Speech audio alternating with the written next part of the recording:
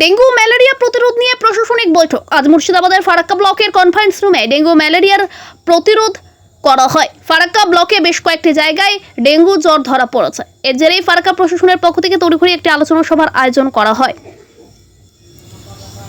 এই আলোচনা সভায় উপস্থিত আশাকর্মী ও ভিআরপিদের বিশেষ প্রশিক্ষণের ব্যবস্থা করা হয়। আজকের আলোচনা সভায় আশাকর্মী ও ভিআরপিদের নির্দেশ দেওয়া হয় তারা যেন তাদের নির্দিষ্ট এলাকা পরিদর্শন করে কোথায় কোথায় জল জমে রয়েছে, পাড়ার নিকাশি ব্যবস্থা ঠিকঠাক আছে কিনা সমস্ত কিছু সঠিকভাবে রিপোর্ট আকারে ঊর্ধ্বতন কর্তৃপক্ষকে জমা করেন। এছাড়াও প্রতিটা পাড়ায় গিয়ে সাধারণ মানুষকে ডেঙ্গু ম্যালেরিয়া সম্পর্কে সচেতন করতে হবে। তাদেরকে বুঝিয়ে বলতে হবে যেন কোথাও জল জমা না থাকে, যেন পরিবেশ পরিষ্কার পরিচ্ছন্ন থাকে। ফারাক্কা ব্লকে ম্যালেরিয়া ও ডেঙ্গু জ্বর নিয়ে প্রশাসনের তৎপরতা চোখে পড়বার মতো ছিল। আজকের এই সভায় উপস্থিত ছিলেন ফারাক্কা ব্লকের জয়েন্ট বিডিও, বেনিয়াগ্রাম স্বাস্থ্য কেন্দ্রের চিকিৎসক ডক্টর সজল পণ্ডিত ও আরো অনেকে।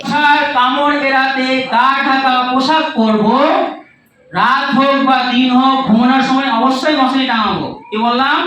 মশার কামড় এড়াতে গা ঢাকা পোশাক পরবো, রাত হোক বা দিন হোক ঘুমানোর সময় অবশ্যই মশারি টাঙাবো।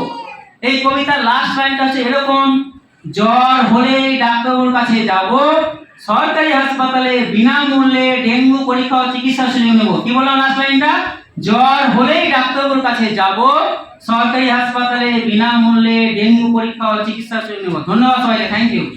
মিটিং করেছিল সাব ডিভিশন লেভেলে এবং সেখানে বিএমওই সাহেব, বিডিও, জয়েন্ট বিডিও এবং সেই সঙ্গে সুপারভাইজারদের ডেকেছিল, বিআরপি সুপারভাইজারদের ডেকেছিল।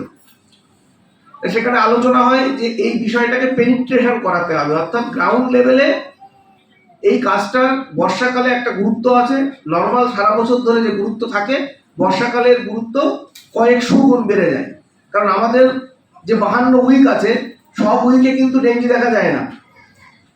দেখা যাচ্ছে 10 থেকে 12 উইক, 14 উইক, এই যে বছরের মাঝখানের যে উইকগুলো, এই সময় ডেঙ্গি হয়। এবং ডেঙ্গি হচ্ছে এমন একটা ইনস্ট্রুমেন্ট যেটা দিয়ে লোকে গুলি করে মারা লাগবে না।